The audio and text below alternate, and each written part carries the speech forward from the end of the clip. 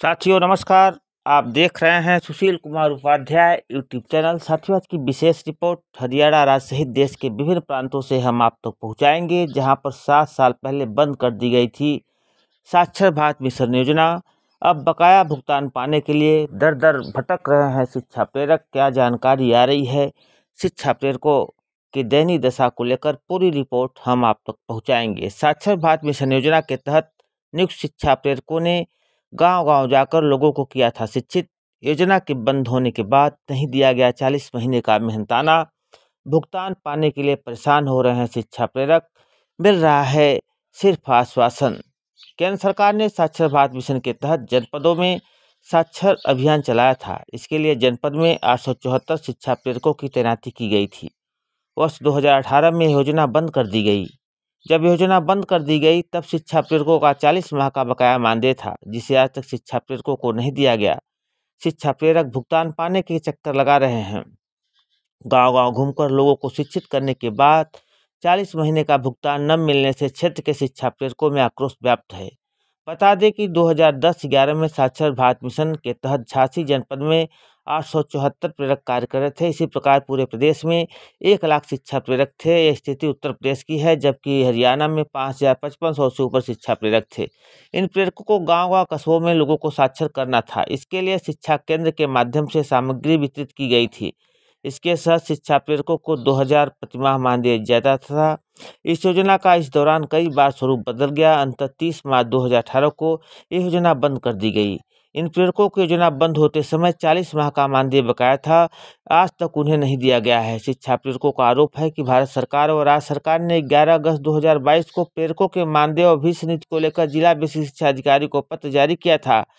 शिक्षा प्रेरकों ने बताया, इसको लेकर उस समय साक्षर भारत प्रेरक वेलफेयर एसोसिएशन का एक प्रतिनिधिमंडल तत्कालीन जिलाधिकारी से भी मिला था। बकाया भुगतान दिलाने की मांग की गई थी। जिलाधिकारी ने बीएसए को आश्वासन भी दिया था।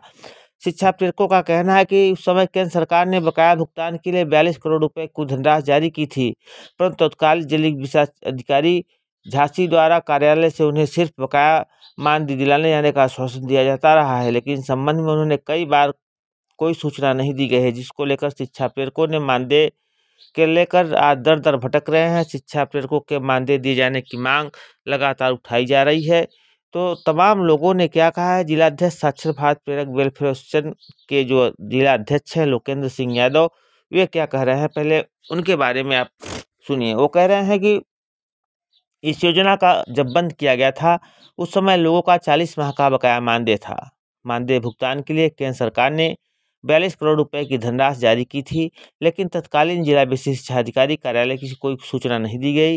11 अगस्त 2022 को भारत सरकार और राज्य सरकार ने प्रेरकों के मानदेय और भविष्य निधि को लेकर जिला विशिष्ट शिक्षा अधिकारी को पत्र भी जारी किया, जिसके संबंध में साक्षर भारत प्रेरक वेलफेयर एसोसिएशन का एक प्रतिनिधिमंडल तत्कालीन जिलाधिकारी से मिला था और बकाया भुगतान दिलाने की मांग भी की गई थी। तत्कालीन जिलाधिकारी ने बीएसए को इस संबंध में निर्देशित किया था, मगर उक्त प्रकरण तब से लेकर आज तक किसी ने भी प्रेरकों की सुध नहीं ली है, जो कि बेहद अन्यायपूर्ण है। अब हम सभी पुनः अपने बकाया मानदेय दिए जाने की मांग करेंगे, अन्यथा की स्थिति में न्यायालय की शरण में लेने के लिए विवश होंगे। यह बातें लोकेंद्र सिंह यादव जिला अध्यक्ष साक्षर भारत प्रेरक संघ की तरफ से आया है।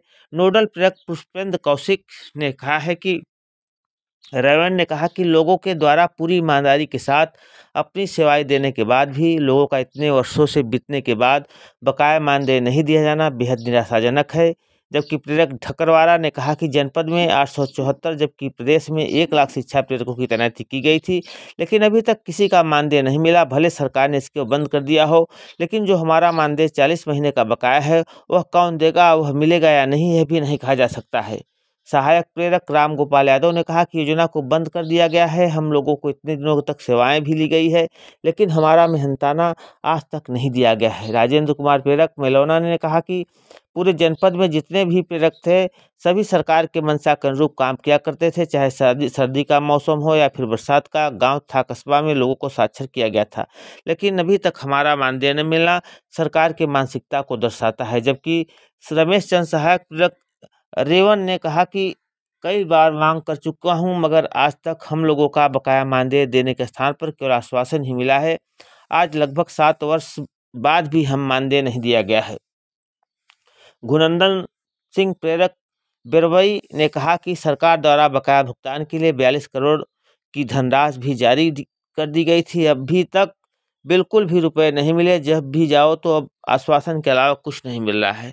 तो लगातार शिक्षा प्रेरकों की पीड़ा आपके सामने दिखाई पड़ रही है, जहां पर 7 साल बंद कर दी गई थी साक्षर भारत मिशन योजना। अब बकाया भुगतान के लिए दर दर भटक रहे हैं शिक्षा प्रेरक।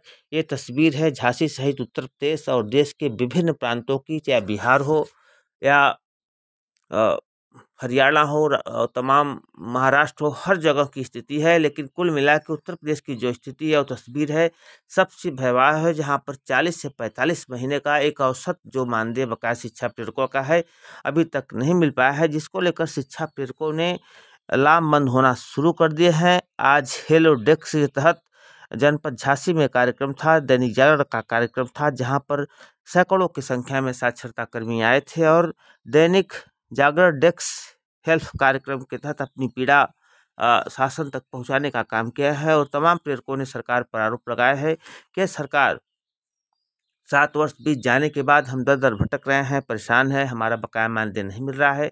यथाशीघ्र हमारे मानदेय का भुगतान नहीं किया जाता है तो एक बार हम लोग पुनः संघर्ष की राह पे होंगे और सरकार का ईट शीश बजा देंगे। अब देखने का विषय है, 7 साल पहले बंद कर दी गई थी साक्षर भारत मिशन योजना।